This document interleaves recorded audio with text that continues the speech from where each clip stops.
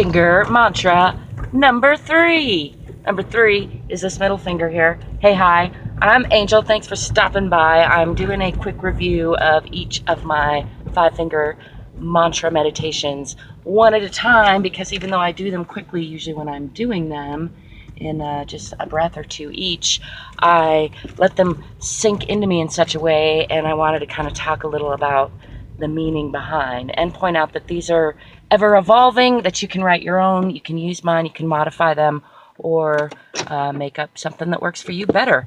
Ooh, it got bright out here, didn't it? So anyway, 5-finger mantra number 3 is, I take responsibility for my moods, thoughts, and actions.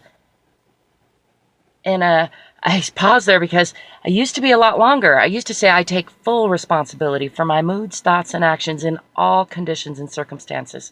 And I found I had just a little bit of wobble with that, which was good. I had to sit with that one for sometimes a whole extra breath till it would really settle in me. And and as you saw, it still took me a little bit of a wobble to settle with me. But by removing some of that extra, I have an easier time agreeing with it fully instead of having to talk myself over there. So I take responsibility for my moods, thoughts, and actions, period.